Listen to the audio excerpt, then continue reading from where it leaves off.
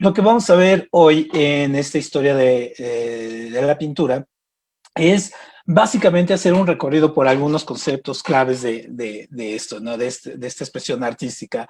No es en términos exhaustivos, no es, en este caso, no soy historiador del arte, por lo tanto, las referencias aquí que vamos tomando, bueno, son de dominio público y algunas son algunas teorías, algunas son de historiadores del arte, sí, bien tomada y todo ello, pero básicamente es un asunto de divulgación, de disfrutar, de despertar el interés sobre todo por esta expresión artística que a veces nos cuestiona y a veces nos pone un poco nerviosos cuando vemos una pintura y no sabemos qué demonio nos está diciendo. Entonces, la idea de este programa es básicamente hacer este pequeño repaso por algunas pinturas clásicas, algunos conceptos básicos, para poder ir abriendo, digamos, la discusión y así cuando vayamos a un museo, veamos alguna pintura y todo ese asunto, no nos sorprendamos viendo los anuncios, en este caso, o las cédulas, y no entender absolutamente nada, porque el arte finalmente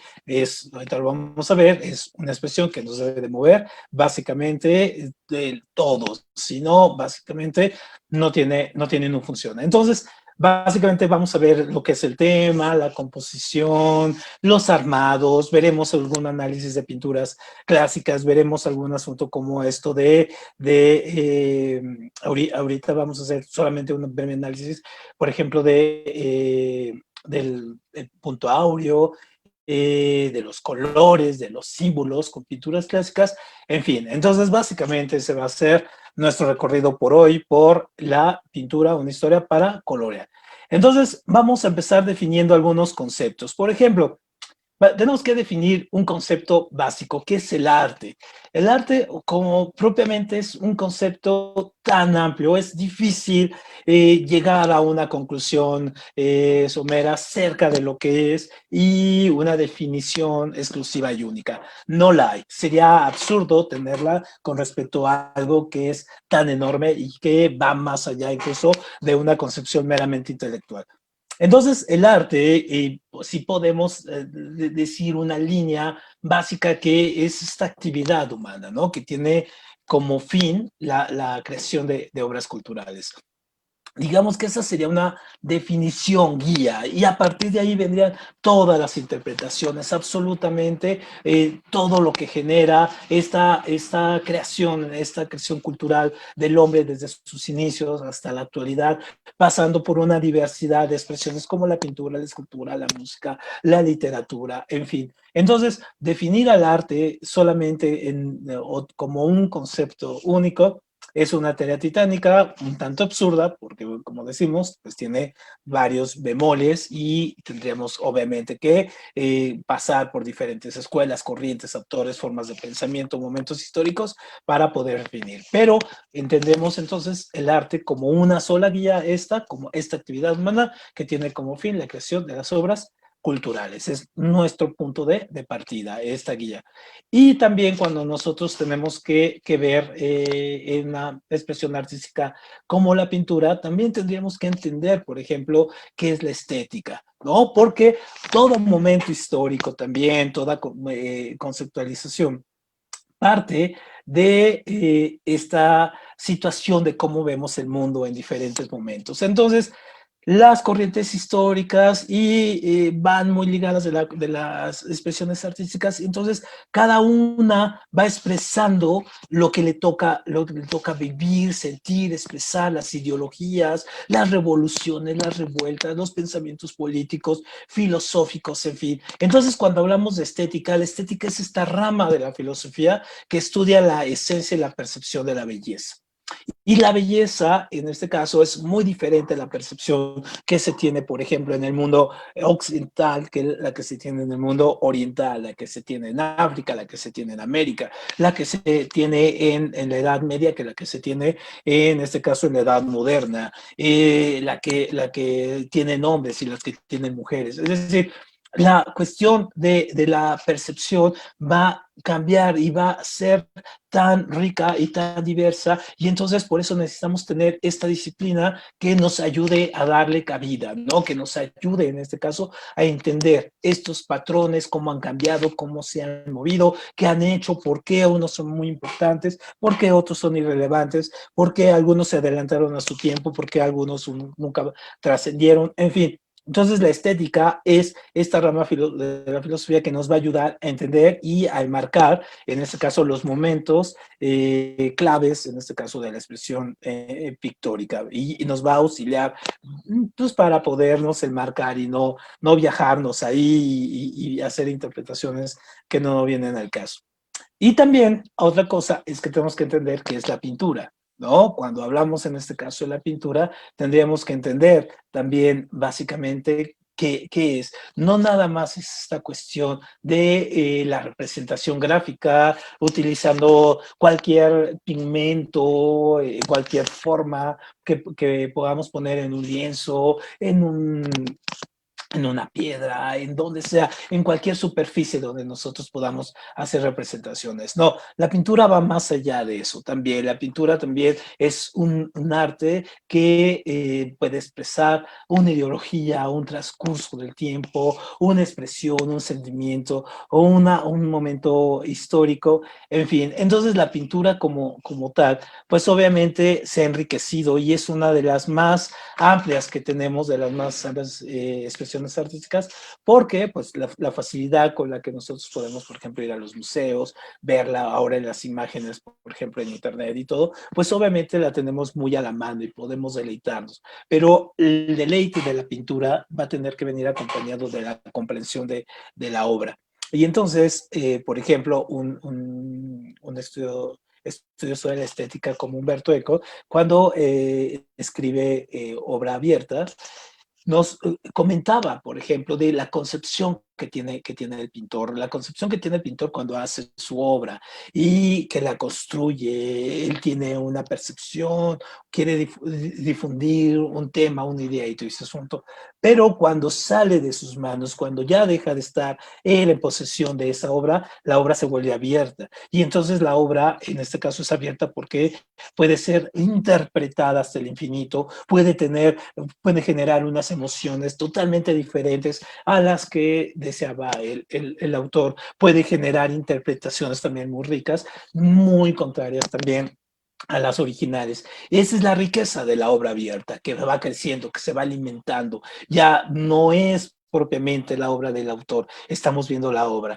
Y a veces sí, las obras obviamente nos dicen muchísimos elementos, cuando ahorita vamos a ver algunas, de estructura, del deseo, de la planificación. Sí, pero la obra no se queda ahí. La pintura obviamente nos transmite, nos lleva a mundos, nos lleva obviamente a otros parajes, nos abre la imaginación, nos despierta el interés, nos despierta el sentimiento, y hay obras que cuando nosotros las vemos y hacemos clic de inmediato con ellas, y obviamente son obras con las cuales podemos casarnos con el autor, no necesariamente estar de acuerdo con algunas partes ideológicas de cierto pintor, pero la obra como tal, obviamente, sí nos puede despertar muchísimo el interés, el gusto y sobre todo el placer. Entonces, eso es, digamos, la magia que tiene la pintura, ese disfrute visual, gozoso, lúdico, que tenemos en el acto de observar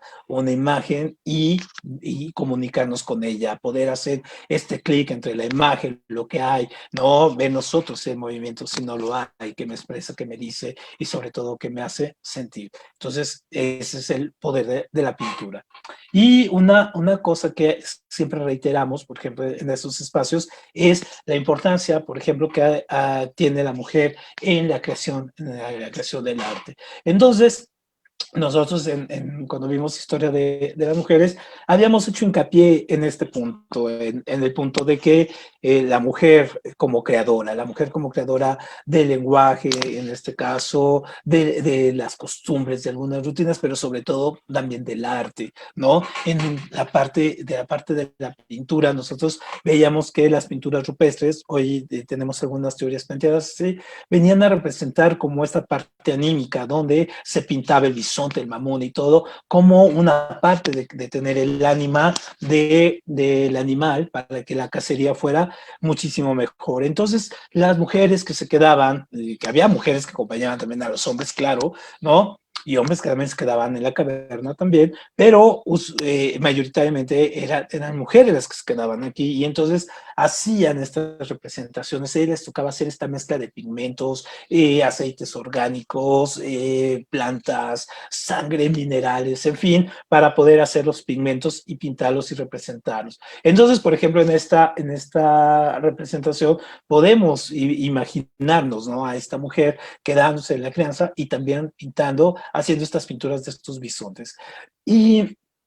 O de estos animales por irse a cazar y que van a representar la alimentación, en este caso de la familia. Entonces, obviamente, el papel de la mujer en la creación y en este caso, el nacimiento de la pintura, pues obviamente es un elemento a reconocerse y es un elemento que nunca hay que olvidar, sobre todo porque vamos a ver un fenómeno muy interesante.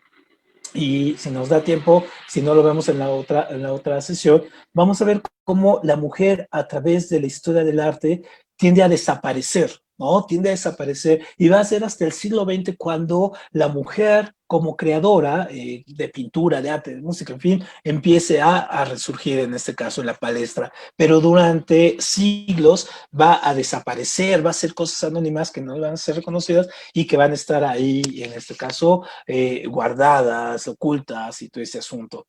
Obviamente, siendo ellas las creadoras de esta expresión, obviamente, pues es una deuda enorme que se tiene, en este caso de la pintura y de esta expresión artística de la pintura con las mujeres. Entonces vamos a comenzar revisando algunos conceptos básicos para poder entender mucho mejor después las obras pictóricas cuando vamos a los museos o cuando las vemos en imágenes en libros. Entonces, por ejemplo, un elemento principal que tenemos que entender de la expresión artística es el tema. No se podemos comenzar una obra sin tener un tema. Entonces, el tema es la guía por la cual nos va a llevar, es la idea principal, es el elemento que mueve al artista a crear. Que primero tiene que tener esta idea bien concebida, este concepto general y después particularizarlo. Entonces, hacer este movimiento de lo general a lo particular, en este caso, para poderlo llevar. Entonces, el tema lo va a poder ir él representando y los temas se repiten, ¿no? Hay autores muy temáticos, por ejemplo, que ahorita vamos a ver algunos que su tema es único, pero lo puede representar de diferentes maneras, es decir, le da diferentes interpretaciones. Uno de estos pintores básicos es Edward Hopper. Entonces, por ejemplo, Edward Hopper es un pintor norteamericano que representa increíblemente la vida norteamericana de mediados del siglo XX, donde hace unas representaciones básicamente con los juegos de la luz, con la composición, en este caso jugando mucho con la urbanidad, pero sobre todo el gran tema que toma Edward Hopper, siempre lo vamos a ver, es la soledad. Entonces la soledad para Hopper va a ser el tema que lo va a guiar durante toda su carrera, básicamente. Y entonces vamos a encontrar parajes, en este caso, siempre parajes desolados, personas solas. Más adelante vamos a ver un cuadro de él muy representativo, que es los halcones nocturnos, donde siempre vemos estos personajes tristes, solos, melancólicos. Y entonces, por ejemplo, aquí nosotros podemos ver, en este caso, cómo la composición incluso se quiebra, ¿no? Teniendo nosotros una imagen aquí quebrada, en donde la persona está exactamente en el cuadro de la pintura, donde la luz obviamente nos da un contrapeso de la entrada que viene por acá, ¿no? Entonces, obviamente la mirada de la mujer ¿no? Viendo hacia la soledad, que este es un paisaje neoyorquino, él pintaba muchos paisajes neoyorquinos. Ahí le debemos, por ejemplo, esta pintura de la casa, de una casa que después fue tomada por Hitchcock para la película esta de Psicosis, ¿no? Esta casa de Norman Bates. Entonces, él la pinta, ¿no? Y es una casa que cuando la vemos parece muy solitaria. Entonces, obviamente, la estructura que utiliza en este caso Hopper aquí, pues obviamente acrecienta estos claroscuros, acrecienta la solidez, pero la solidez también del mismo tiempo de la soledad, ¿no? De esta persona solitaria que podemos imaginar en un cuarto de hotel o en su casa, en fin, pero mirando hacia esta urbanidad en la cual ella no está, en la cual ella prácticamente está fuera, ¿no? Otro cuadro, en este caso, cuyo tema es complejo, y es complejo sobre todo porque tuvo muchísimas interpretaciones. Este cuadro, por ejemplo, si nosotros lo vemos de entrada, podemos estar viendo ahí, en este caso, y tiene un nombre, los nombres incluso nunca se respetaron como tal, podemos ver una imagen muy sólida, ajá, con aquí, con la parte de la solidez, en este caso, de la oscuridad, aquí un contrapeso acá con los grises, ajá, y este gris, en este caso, que nos lleva a la mirada. Y tenemos esta composición, esta línea que nos sale por aquí, ¿no? Entonces, el cuadro básicamente se concentra muy bien en la imagen de esta mujer.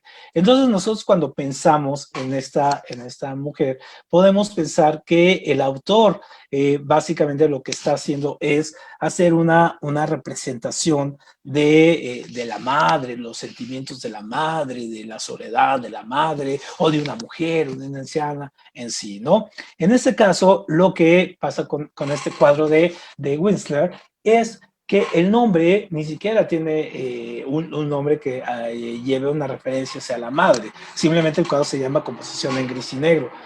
Y lo que representa es que está representando sí a su madre, ¿no? Es la madre de este hombre, cuando él le anuncia que se va a la guerra, a la guerra civil. Entonces, cuando él anuncia que se va a la guerra, retrata el estado de ánimo de la madre de tristeza, un poco de melancolía, ¿no? Un poco ahí también el aspecto de que va a quedar sola. Y entonces él lo que se vuelve un pintor Whistler de retratar, se vuelve un especialista en retratar los estados de ánimo. Y entonces esto le da mucho peso porque va a encontrar su tema, ¿no? Su tema va a ser esto, los estados de ánimo. Y él lo particulariza, puede hacer cuadros muy alegres, muy festivos, o unos donde aquí esta cuestión melancólica, esta cuestión de la tristeza, pues la acentúa con los colores, ¿no? Con los colores negros y grises, en este caso esta composición, y por eso el cuadro es prácticamente uno de los cuadros más famosos y una obra de las, digamos, más conocidas, ¿no? Aunque el cuadro, les digo, se le conoce básicamente como la madre de Whistler, no, el cuadro se llama Composición en gris y negro, entonces su tema es el estado de ánimo. Ahora, vamos a ver un cuadro básico, este lo vamos a ver más adelante cuando veamos la composición áurea. Pero vamos a adelantarnos aquí un poco. Este es uno de los cuadros básicos, clásicos, que hemos visto desde que éramos niños, que hemos visto toda nuestra vida y que cualquier niño ahora lo ve e inmediatamente nos dice que es la Mona Lisa, ¿no? En este cuadro de Da Vinci.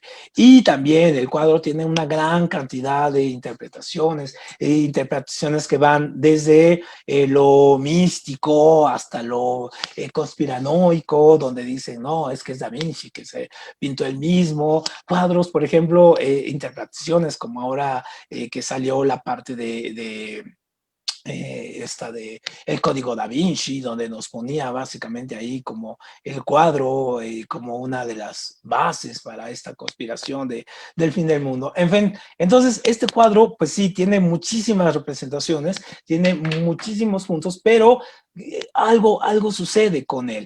¿Cuál es el tema? ¿Cuál es el tema en este caso que guió a Leonardo para hacer esta imagen y esta pintura?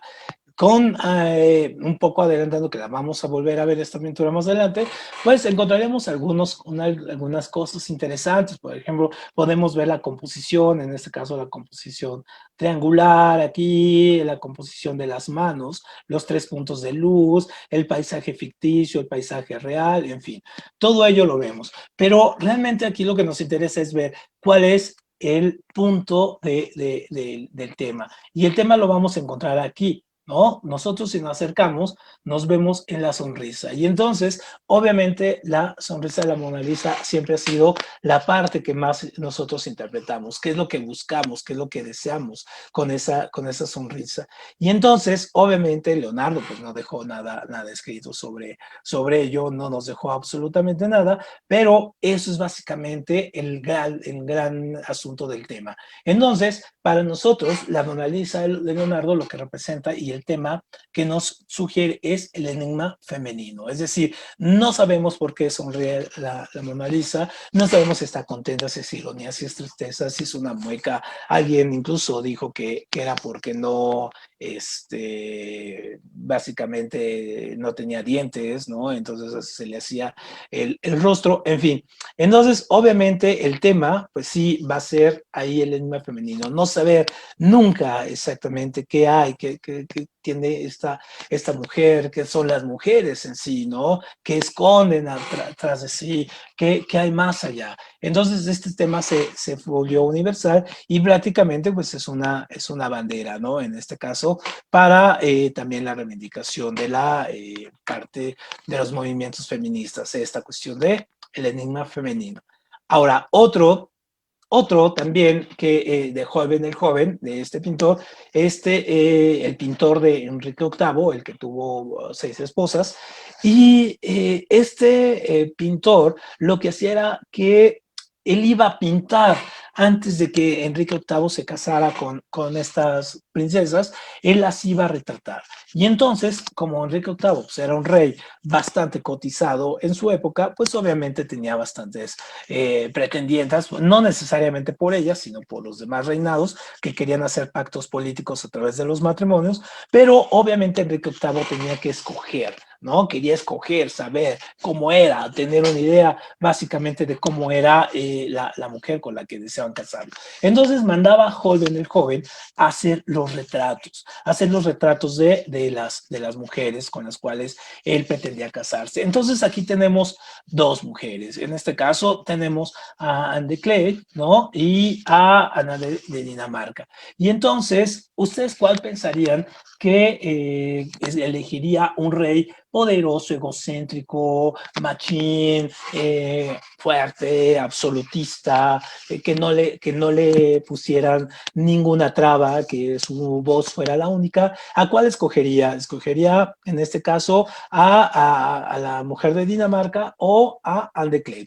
Y entonces, aquí lo que hacía Holbein el joven es que le daba pistas, retrataba el carácter, retrataba en este caso, esos eran sus temas, ¿no? Retratar el carácter, ¿no? La personalidad de la persona que estaba ahí. Y entonces, por ejemplo, aquí lo que hace es, si se fijan, aquí tenemos una línea, pero obviamente no es una línea simétrica, sino que está inclinado más hacia acá, ¿no? Las manos las tiene en una posición, son 2 puntos de luz, no tiene las manos, no las tiene completamente tomadas, sino que tiene ahí un pequeño pañuelo en el cual ella lo está agarrando, pero no la tiene tomada. Y el vestido es negro y el fondo azul, es decir, le da mucha sobriedad, ¿no? Le da sobriedad. Mientras que cuando nosotros vemos el cuadro de Anne de Clay, lo vemos completamente simétrico. La mirada sí fija, en este caso, sí fija, pero no retadora. Las manos tomadas, es decir, no hay nada que se interprete interponga, como en el cuadro de acá, que tenemos un pañuelo, no hay nada que se interponga y entonces las manos están completamente tomadas. Hay el color rojo y la versión, si se fijan, mucha simetría en el cuadro con estos puntos de luz, ¿no? Nos da muchísima simetría y nos hace ver que hay solidez. Entonces, lo que hace el joven es darle la pista. Y entonces, obviamente, pues, Enrique VIII escoge a Anne de Cleves como esposa porque lo que él piensa a partir de ver este cuadro, de esta simetría, las manos y los colores, es que es una mujer dócil, ¿no? Que es una mujer sumisa, que es una mujer obediente, que le puede, en este caso, convenir. No como, en este caso, la mujer esta de Dinamarca, que le puede representar un peligro, problemas, conflictos, en fin, ¿no? Porque era una mujer, obviamente, pensante, determinada, inteligente, y a estos reyes lo que menos les interesaba eran las mujeres inteligentes, autónomas y, en este caso, poderosas, ¿no? Ellos querían ser los únicos. Entonces, básicamente, el tema del joven, el joven es el carácter, ¿no? La personalidad. Muy bien. Bueno, esto es uno de los elementos básicos que hay que ver. Ahora, otro de los elementos que nosotros tenemos dentro de la pintura son los símbolos. Y entonces cualquier estudioso del arte puede entender muy bien la parte de los símbolos, pero por ejemplo a nosotros los legos nos cuesta más trabajo entender los símbolos. ¿Por qué? Sobre todo porque tenemos que entender muchas veces el contexto histórico, el contexto social, donde se marca la pintura. Entonces tendríamos que entender algunos elementos básicamente de esto, tener una información previa para poder entender los símbolos. No podemos hacer esta analogía inmediatamente. Sí, tenemos que hacer un esfuerzo de corte intelectual, dar un paso más allá para poder, en este caso, disfrutar las pinturas con su simbolismo. Entonces vamos a ver, en este caso, un caso clásico de un cuadro que ha sido muy interpretado, ha sido un cuadro muy cuestionado, que es el Guernica de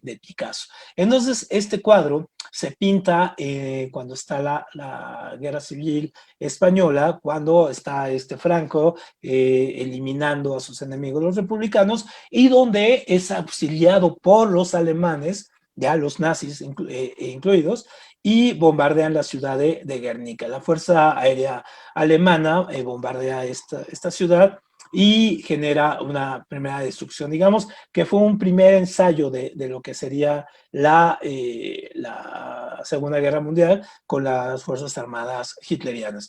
Y entonces lo que hace Picasso es que va a representar el cuadro, va a representar, en el cuadro, perdón, va a representar ese sufrimiento y todo eso que pasó. Y entonces, si nosotros vemos este cuadro que es así, es tonos grises y negros y blancos, podemos ver ahí el cuadro y de repente podemos ver una gran cantidad de imágenes, un toro, una mujer, la luz, alguien en llamas, ¿no? Al parecer un caballo, en fin.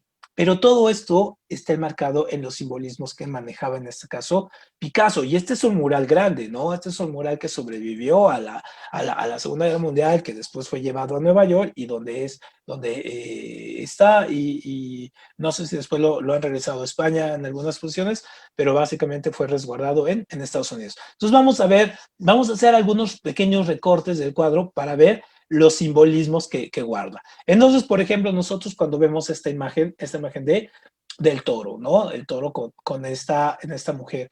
Entonces, lo que se representa en esta pequeña imagen es que durante muchos años se habló que representaba el toro, ¿no? Es el símbolo de la brutalidad, ¿no? En la que estaba sometido el pueblo, la sociedad durante la Guerra Civil Española.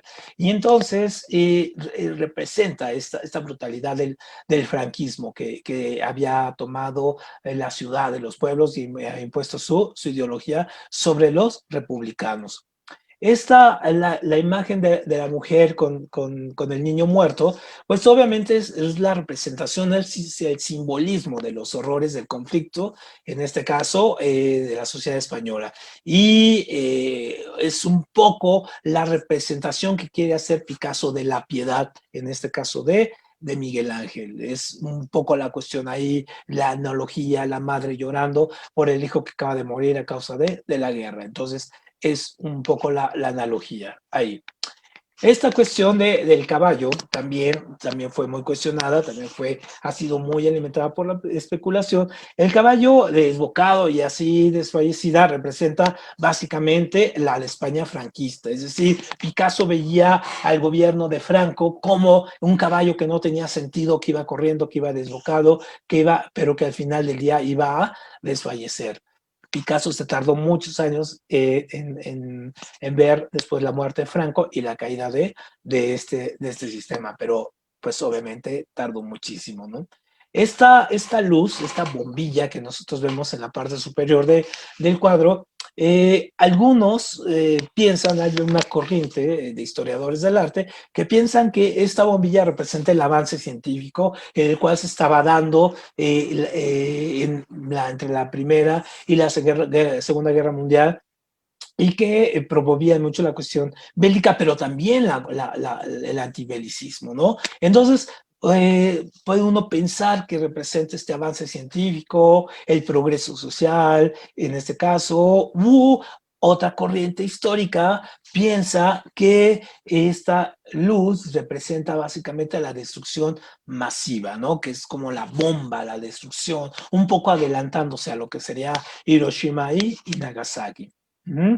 La mujer en llamas que nosotros encontramos del lado derecho, en este caso es utilizar otra vez el horror de la guerra, es decir, después del bombardeo, la muerte, y la muerte en este caso para todos, ¿no? Los que estuvieron en ese bombardeo, y que un poco nos recuerda al cuadro del grito de Munch, donde lo que está visualizando no es un grito de horror ante una emoción, no, es el horror de lo que está viendo venir, ¿no? De la Primera Guerra Mundial que ya está viendo Edward Munch, ¿no? Llegar. Y aquí de alguna manera nos va a representar lo que vendría siendo después la Segunda Guerra Mundial, los horrores de la guerra. Otro cuadro que también está lleno de simbolismos, es un cuadro básico, es un cuadro bastante bonito, es el cuadro de Giovanni Arnolfini. En muchas casas lo he visto este cuadro, por ejemplo, representando un poco la parte del matrimonio y la maternidad. Algunos incluso lo tienen como un cuadro religioso cuando no lo es, ¿no? Entonces, este cuadro de Arnolfini es un cuadro hermosísimo por todos los símbolos que maneja, ¿no? Es un cuadro que cuando nosotros hacemos la historia de las mujeres lo revisamos mucho porque representa también, ¿no? El estado de la mujer durante el Renacimiento, durante este principio de lo que nosotros llamaríamos la modernidad. Entonces, si nosotros nos fijamos muy bien, el cuadro tiene mucho simbolismo. Vamos a ir de uno por uno. Entonces, por ejemplo, si nosotros nos fijamos en esta parte de atrás, aquí, en esta parte de atrás, vemos un espejo. Y entonces nosotros podemos ver aquí, en este caso, podemos ver, déjenme marcarle aquí con el puntero, podemos ver aquí, en este caso, el matrimonio visto desde atrás, es un espejo. Aquí tiene en los momentos bíblicos, en este caso, la crucifixión, ¿no? La creación del hombre, ¿no? El bautizo de Cristo, en fin. Y en el espejo podemos ver, en este caso, aquí al pintor, aquí está atrás, aquí los está pintando y aquí está el matrimonio representado, ¿no? Y algo muy importante, hay que recordar que hacia 1500, pues los cuadros no se firmaban. Entonces, obviamente, aquí tenemos la firma del pintor, ¿no? De Jan van Eyck. Y entonces Jan van Eyck lo que hace es quedar y firmar su cuadro, pero también poner que él es básicamente el testigo de la boda, ¿no? Él es testigo de este matrimonio. Entonces, este cuadro es muy interesante cuando nosotros vemos aquí el detalle del pintor y cuando vemos aquí, digamos, al matrimonio visto desde atrás.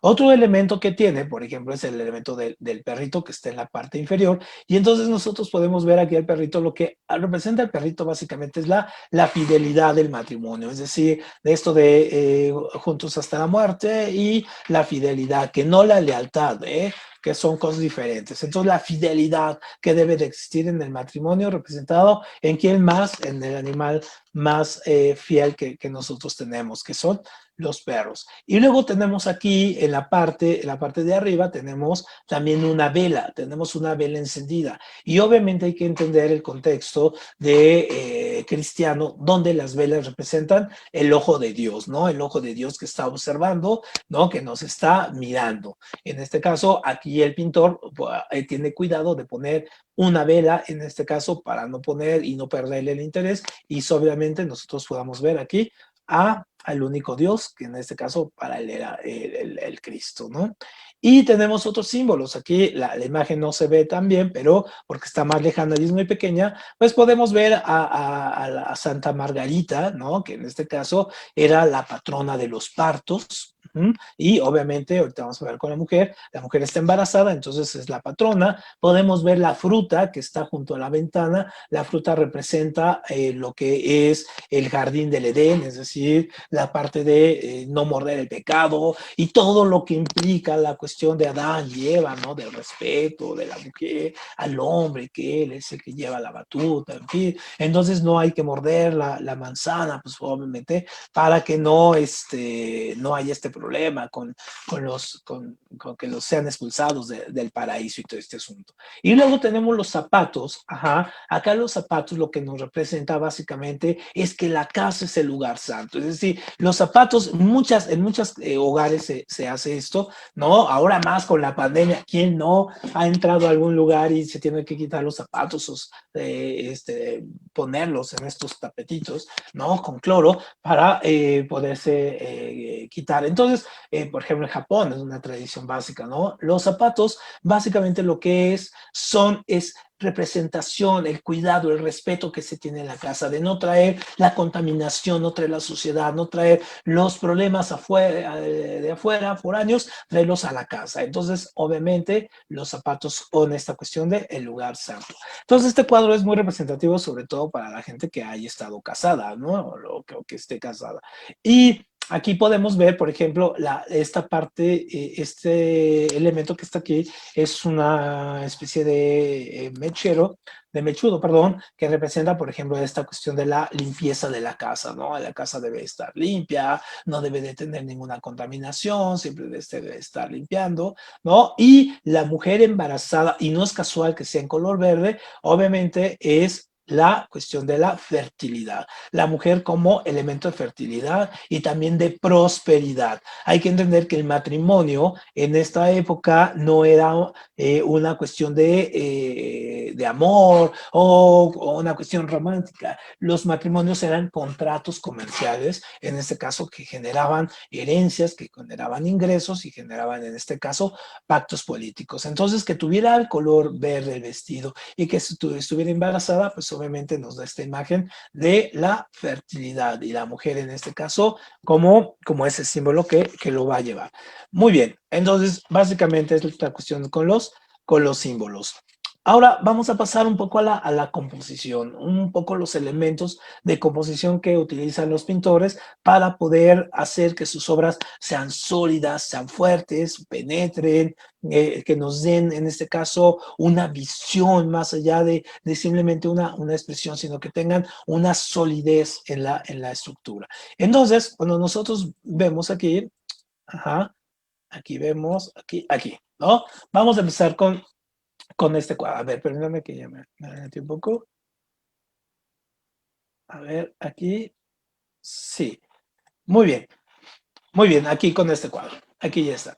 Entonces, cuando nosotros vemos la composición, lo que primero tenemos que entender es cómo se compone un cuadro. Es decir, ¿cuál es sí es el tema? Aquí el tema es obviamente la llegada de la primavera, la celebración de la primavera, este cuadro de Botticelli, pero hay que recordar que este cuadro está enmarcado en la época del Renacimiento, donde los valores griegos, en este caso griegos y romanos, se recuperan y también son vinculantes con algún tipo de simbolismo cristiano. Entonces, se mezclan muy bien los elementos. Entonces, aquí lo que vemos es esta celebración de la primavera, donde nosotros vamos a tener a varios dioses representados. Y entonces, por ejemplo, aquí vamos a ver, vamos a tener a un céfiro, aquí vamos a tener a un céfiro aquí, ahorita vamos a hacer esto, ajá. Aquí tenemos un céfiro, ahorita vamos a ver cada uno un céfiro. Esta es Florencia, ¿no? Que después le dio pie, o la diosa de Flora, ¿no? Aquí tenemos, en este caso, a Venus, la diosa Venus. Aquí tenemos a las Gracias, Agria, Talia y Eufrosina. Y aquí tenemos a Mercurio. Y en la parte de acá arriba vamos a tener a Cupido. Pero entonces vamos a encontrar algunos elementos. ¿Dónde decimos que encontramos elementos que combinan lo griego con lo romano?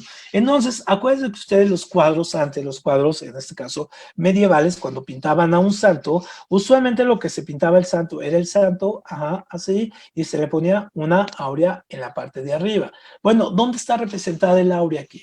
¿No? Está representada en esta parte. Este es el áurea, ¿no? La parte de arriba, de la que le da. Y obviamente esta es una fusión entre la diosa Venus y vendría siendo también una fusión entre la Virgen María, ajá, y la diosa Venus, juntas, ¿no? Ahí en este aspecto.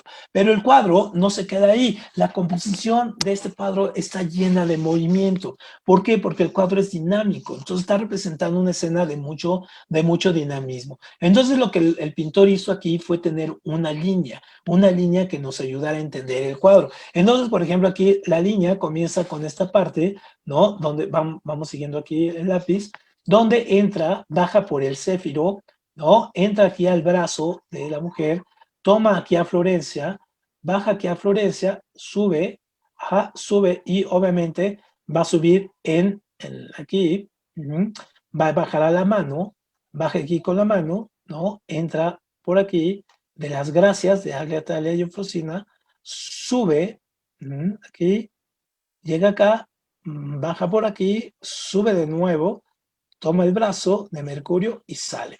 Entonces, obviamente la línea en la que está compuesta, pues obviamente es una línea bastante amplia que le da movimiento. El movimiento obviamente va de este lado para acá y entonces el cuadro nos genera, no es un cuadro estático, sino que le da muchísimo movimiento. Ahora, vamos a ver aquí, déjenme borrar aquí un poco estas cosas. Aquí veríamos aquí quién es quién de estos personajes. Entonces, por ejemplo, aquí lo que podemos ver, ahí vemos a las tres Gracias, Agria, Talia y Eufrosina, que representan a su vez la belleza, la castidad y el placer. Vemos a la Venus, Venus Virgen María, vemos a Cupido en la parte de arriba, vemos a Mercurio, vemos a Cloris, también una ninfa, vemos a Flora y vemos a Céfiro. Cada uno de ellos prácticamente traídos de la estructura grecorromana y que después este tipo de cuadros va a ser muy usado, digamos, como por Shakespeare en Sueño de una noche de verano, un poco las imágenes de esa obra de Shakespeare nos remiten un poco también a este tipo de cuadros. Entonces ahí la composición, pues obviamente está increíblemente armada. Otro cuadro que es increíblemente famoso, ajá, y que lo vemos y usualmente, esta es una imagen de cómo hubiera quedado el cuadro, que lo vemos en todas partes, incluso no falta la casa de la tía o de la abuelita donde encontremos este cuadro en el comedor, siempre se ve con una connotación religiosa. Sin embargo, este cuadro no tiene una connotación religiosa como tal. Hay que recordar que estos cuadros, muchos de estos eran por encargo. Se les encargaba, por ejemplo, pagaban las abadías, los reyes, los príncipes, les pagaban, en este caso que eran los mecenas, y les pagaban a los artistas. Entonces aquí lo que hace Da Vinci en la última cena es, más que mostrar un aspecto religioso, es mostrar, en este caso, un momento dramático en la vida del personaje, en la vida de Cristo, ¿no? ¿Cuál es ese momento dramático? Pues obviamente es la traición de Judas. En este momento del cuadro se genera esta tensión porque anuncia que alguien lo va a traicionar. Y entonces podemos ver aquí, en este caso, a Judas, aquí lo podemos ver, ¿no? Con el dinero agarrando. Y aquí vamos a olvidarnos un poco de estas cosas del código da Vinci, todo ese asunto, que si es Magdalena, no es Magdalena. Eso no nos interesa ahorita, ¿no? Esa es una opción de interpretación individual. Aquí lo que vemos es que el cuadro, ¿cómo está compuesto? Aquí vemos, por ejemplo, que está compuesto en grupo de tres, ajá, siempre en grupo de tres, está muy estructurado, y el Cristo como, la cabeza de Cristo como centro. ¿Y dónde tenemos aquí el áurea? ¿Dónde se representa el áurea? La representamos en esta parte de acá arriba, en este arco. Digamos, ahí sería el áurea. Y siempre tenemos tres, si se fijan aquí, uno, dos, tres elementos, vendría representando el Espíritu Santo. Y entonces lo que hace en este caso Da Vinci es que es un cuadro que con una composición triangular, donde vamos a ver que todo se va a concentrar en la cabeza de Cristo y todas las líneas tornan a llegar a él y van a ser un punto de fuga. Es un cuadro completamente estructurado. Entonces lo vemos aquí, ajá, y podemos ver las líneas, cómo llegan. Por ejemplo, esta línea llega aquí para acá, esta línea para acá, las líneas de aquí arriba, ¿no? Hacia dónde apuntan. En este caso, las líneas, todos estos triángulos que tenemos aquí, ajá, al mismo tiempo, pues nos están reafirmando la parte triangular de aquí, cada uno tiene un triángulo, cada uno con ellos, y vamos a ver cómo se convierte esto. Entonces, cuando nosotros lo vemos, ahí encontramos el cuadro con el punto de fuga. Algo súper interesante es, podemos ver que todo, como esta línea, ajá, está siempre a la altura de la cabeza de Cristo, es decir, esta línea, ¿no? La podemos ver aquí enmarcada y aquí podemos muy bien ver la perspectiva y ver cómo todas las líneas van a llegar a la cabeza, en este caso de Cristo, y él se representa como el punto de fuga. Es decir, el cuadro tiene una perspectiva impresionante, bien armada, bien estructurada. Aquí lo podemos ver mucho mejor, ¿no? Cómo se llega hasta el fondo y entonces el cuadro le da profundidad. No nos perdemos, no perdemos la vista, no le perdemos en este caso el interés y nosotros podemos tener un cuadro completamente bien armado, bien estructurado, bien pensado. O sea, hubo mucha planificación en este cuadro antes de que Da Vinci lo fuera a pintar ahí en esta capilla en Milán, que ahora, por ejemplo, solamente pueden entrar 10 o 15 personas cada media hora, porque el cuadro, pues sí lo reestructuraron, pero es un lugar pequeño y entonces, digamos, no tiene muchísimos cuidados, sobre todo porque Da Vinci aplicó una técnica diferente en este cuadro para pintarlo. Su competidor era Miguel Ángel, mucho más joven que él, y entonces estaban en competencia. Entonces él quiso inventar una técnica que pues obviamente le falló y después en otro cuadro que nunca complementó este Leonardo, que era acerca de una batalla, ahí incluso la pintura se cayó, ¿no? Se cayó incluso antes de que lo terminara de pintar. Muy bien, ya abandonó Da Vinci la parte de hacer estos murales. Muy bien. Otro cuadro que podemos ver perfectamente la parte de la estructura, como los cuadros antes de ser pintados tienen que ser completamente estudiados, es este de la construcción de los centros de Perugino. Entonces, en este cuadro sí hay un elemento completamente religioso. ¿Cuál es? En este caso, la crucifixión, la muerte de Cristo.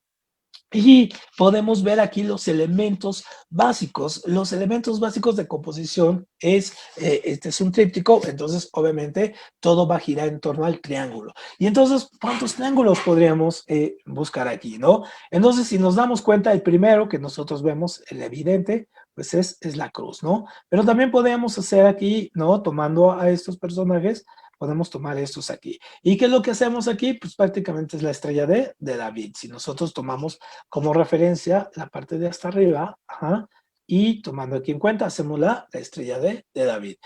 ¿Qué otras estructuras podemos hacer? Podemos tomarlo de aquí a acá, podemos tomar otro triángulo, también podemos tomar otro, tomando la base aquí de los personajes que están en los extremos, podemos tomar otro por allá, podemos tomar uno desde la base hasta la parte de arriba, podríamos tomar otro aquí, Ajá, y en fin. Entonces, el cuadro tiene una composición triangular. Podríamos hacer cantidad de triángulos ahí, pero aquí la idea es mostrar cómo el cuadro está perfectamente planeado, planificado, no está hecho solamente así a la limón, ¿no? O para expresar una idea simple con las imágenes, no, sino que está bien estructurado, bien pensado y con algunos simbolismos por ahí ocultos, como la parte de la estrella de David. Ujú, muy bien, entonces ese sería un poco ver cómo también en los cuadros que parecen más simples, pues también hay una estructura. Otro de los cuadros que nosotros básicamente hemos visto y que también tiene una gran confusión es esta, la noche la ronda de la noche de Rembrandt. En este caso, Rembrandt nosotros lo conocemos como un maestro de la luz. ¿Por qué? Porque sabe ubicar la luz perfectamente en los puntos clave, es decir, donde nosotros podemos llevar nuestra mirada, interesarnos ahí, pero al mismo tiempo cubrir todo el cuadro. Por ejemplo, en esta imagen, aquí y aquí, ¿no? Son los puntos de luz de referencia y entonces son los que marcan. Aquí marcan básicamente al capitán que está acá. Y entonces hace pequeñas estructuras de luz, porque aquí le está entrando la luz por aquí a esta persona, de este personaje, del personaje del medio, nosotros podemos intuir que la luz le viene de la parte de enfrente y los personajes de atrás también un poco están iluminados, pero no con la misma luminosidad de los de enfrente. Podemos pensar que la luz viene de arriba. Y aquí hay otro pequeño halo de luz. Pero el cuadro entonces se mueve mucho en la parte de los claroscuros. Esa es la genialidad de Rembrandt, manejarnos y llevarnos a lo que él considera importante, qué es lo que hay que ver en este caso, y a partir de ahí regodearnos, a partir de ahí salir. Entonces, este cuadro tuvo muchos problemas en su momento, al mismo Rembrandt le costó algún tipo de persecución. ¿Por qué? Porque este es un cuadro que uno lo ve y pareciera que está en una fiesta, ¿no? Incluso el nombre popular que se le quedó de la ronda, pareciera que está haciendo una especie de fiesta, la fiesta una fiesta, una celebración en una calle de Ámsterdam. No, cuando es todo lo contrario. Lo que está sucediendo en el cuadro es que es una ronda militar, es decir, son militares, es un grupo de soldados, en este caso, que están entrando y están tomando la ciudad y la están vigilando y están buscando, en este caso, a los provocadores, en este caso, a alguien que esté incumpliendo la ley. Y entonces aquí podemos ver una escena, ¿no? Donde aquí está la mujer, obviamente cubriendo a uno de estos afectados, ya los que salieron afectados. Y entonces, obviamente, no hay nada de festividad, más bien es un cuadro bastante bélico. Y entonces los personajes principales se sintieron un poco ofendidos al principio porque parecía que estaban en fiesta, pero realmente lo que representaba era este momento militar, este momento climático. Pero ¿qué es lo que hace Rembrandt para no perdernos entre tanta imagen, entre tantas luces? Pues obviamente crea una estructura. ¿Y cuál es la estructura del cuadro? Es esta, ¿no? Si nosotros vemos ahí, podemos ver la cantidad de líneas, ¿no? Que todas las líneas van a llegar voy a quitarle aquí la parte roja, ajá, en este caso, ya me parezco a Bob Ross aquí, ¿no? Poniendo árboles felices, pero ya los quito. Entonces, todo se va a concentrar en este caso, si se fijan, en el punto de fuga es el rostro del militar, del capitán, ¿no? Aquí se concentra absolutamente todo. Ah, perdón, aquí se concentra todo, ¿no? En esta parte. Entonces, obviamente, ahí lo que vemos también es un estudio básico de Rembrandt, de crear una estructura donde el cuadro parece incluso que se puede mover en diferentes estructuras y le da profundidad y no nos hace perder. Perfecto. Otro que es completamente diferente a estos es, en este caso, este cuadro que es muy representado, ¿no? El cuadro de Kanagawa, ¿no? El pintor es Kazushika Okusai. Entonces, este es un cuadro que ha sido reproducido en la cultura pop por ha sido cantidad de veces. Entonces, este es un cuadro donde por primera vez podemos ver el movimiento como tal, ¿no? Podemos ver un movimiento no nada más de las olas, sino de los personajes. Podemos ver una representación de las olas allí con una especie como de manos, como de fractales, los hombres luchando contra esas olas, no dejándose intimidar, ¿no? Entonces, lo que podemos ver aquí, vamos a hacer algunos pequeños acercamientos, ¿no? Por ejemplo, aquí el detalle, en este caso voy a ponerle aquí una marca, ajá, el detalle de las olas. Entonces, si nosotros vemos aquí, voy a acercarle un poco, aquí, si nosotros podemos ver ahí, pues, parecen fractales, es decir, todas las manos parecen garras y todas son iguales, ¿no? Todas las manos en este caso van a ser muy, muy representados ahí, un poco jugando con la cuestión del fractal.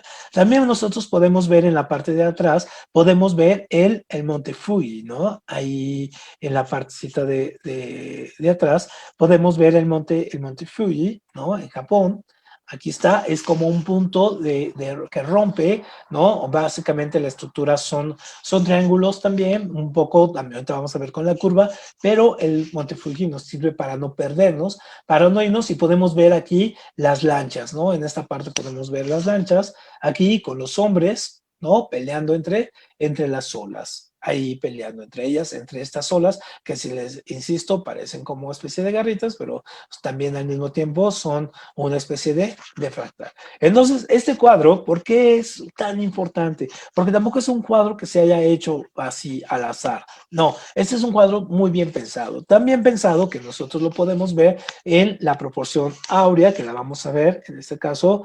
Yo creo que sí nos va a dar tiempo para la próxima sesión, en la segunda parte, ¿no? Podemos ver la sección áurea aquí, cómo se va componiendo, cómo se va creando una estructura de crecimiento de un 1.618, ¿no? A ver, que déjenme poner aquí el puntero, aquí, cómo va creciendo, ¿no? Este va creciendo 1.61, ¿no? Y va creciendo cada uno de ellos. Entonces podemos ver aquí la proporción áurea básicamente en la composición.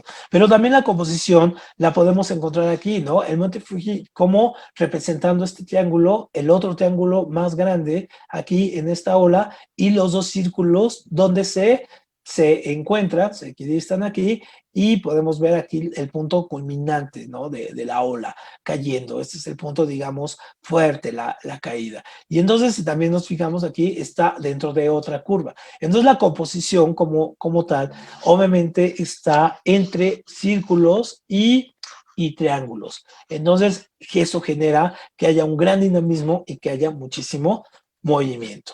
Y ya uno de los cuadros, antes de terminar, es este cuadro le generó muchos problemas al pintor, en este caso a Manet, por la parte del desnudo. Entonces, estamos hablando de la época victoriana, donde un desnudo, bueno, era como el sacrilegio, ¿no? Y entonces, este cuadro estuvo en una feria, en una exposición, y pues fue rechazado, fue mancillado. Manet, obviamente, pues porque no le entendía, ¿no? El almuerzo en la hierba. Y entonces aquí vemos que en apariencia este cuadro parece un cuadro muy simple, sin ninguna estructura y todo ese asunto. No, la estructura la vamos a encontrar porque el cuadro está muy bien representado en formas, en dinámicas de triángulos, ¿no? Entonces vamos a ver que el cuadro concentra muy bien la luz, concentra muy bien a los personajes, los podemos ver, en este caso a ellos, todos, aparentemente hay un movimiento hacia la derecha, pero no, los triángulos lo que nos hacen es que nos cargan, y en el triángulo verde lo podemos ver, nos concentra la acción básicamente en este otro, con un personaje aquí donde rompe el círculo y dirige la acción, que es la que nos interesa, que es la mujer que está desnuda, ¿no? Ahí. Entonces, obviamente el cuadro, pues sí, causó muchísimo ruido en su momento, y obviamente, pues la parte de Manet, cuando pues se peleaba sobre todo con esos pintores academistas de la época, y obviamente, pues obviamente él tuvo que hacer elementos para poder ser reconocido como un pintor, en este caso, de una corriente que era el impresionismo, pero que daba un paso adelante, es decir, que sí le ponía estructura a sus cuadros. Entonces, obviamente, el cuadro va a ser uno de los cuadros más importantes también de la historia. Y para despedirnos, en este caso, este cuadro de Degas, ¿no? Las bailarinas de ballet. En este cuadro nosotros podemos ver aquí un estudio de baile con el maestro, con las bailarinas, unas bailarinas aquí, ensayando un gran espejo acá y vemos la escena principal. Entonces aquí lo que vemos es la tensión que hay entre la bailarina, en este caso principal, que está observando y que está observando al maestro. En este caso, con su bastón para marcarle el paso. Entonces, ¿cómo resuelve Degas esta tensión? Sobre todo el espacio, porque si no es un espacio, en este caso, donde podamos ver la parte recta, o sea, que lo veamos de frente, sino que lo estamos viendo de costado. Entonces, en esta parte. ¿Cómo lo resuelve? Muy fácil, va a ponernos las líneas. Entonces, la primera línea que nosotros vemos exactamente la mirada de la joven con la mano del maestro, van de la mano. Y obviamente también va siguiendo la línea, si se fijan aquí, la línea de donde se van sosteniendo las chicas. Aquí este barandal, ¿no? Que tenemos ahí, va siguiendo la línea. Y cómo el cuadro le da profundidad. Primero pone una línea y después pone una línea donde el cuadro se divide perfectamente en tres partes y entonces, obviamente, toda la tensión va a generarse entre este momento y este momento. Y este vacío es el momento donde lo resuelve, donde hace que no se nos vaya a la vista con un pequeño detalle. Le pone la silla, ¿no? Entonces la silla hace que no quede vacío el espacio y le da solidez al cuadro. Muy bien. Y por último, el último cuadro que vamos a ver es también de Hopper, de los halcones nocturnos. Y entonces en este cuadro que veíamos, es uno de los cuadros más famosos y uno de mis favoritos, es La soledad otra vez. Y entonces nosotros aquí podemos ver la calle, ¿no? La calle, entre Cruz, esta calle existe, este lugar existió, ¿no? Ahora lo está en Nueva York, lo pueden visitar y obviamente ya no lo van a encontrar así ni en este asunto, este es muy de los años 40, 50, este es Diner, y nosotros podemos ver aquí cómo juega perfectamente con el espacio de la parte de atrás, con el espacio de aquí, es decir, la posición que está tomando el pintor no es una posición recta, es una posición básicamente también triangular, donde nosotros podemos ver que el vacío que se encuentra acá se llena con esta imagen. Entonces el cuadro ha tenido muchísimas interpretaciones, ¿no? Podemos ver ahí un poco la posición que tiene el pintor para podernos imaginar cómo se vería desde otros ángulos. Entonces, obviamente este cuadro ha sido muy interpretado, un cuadro bastante interesante y que nos reditúa sobre todo en muchísimo peso y la estructura.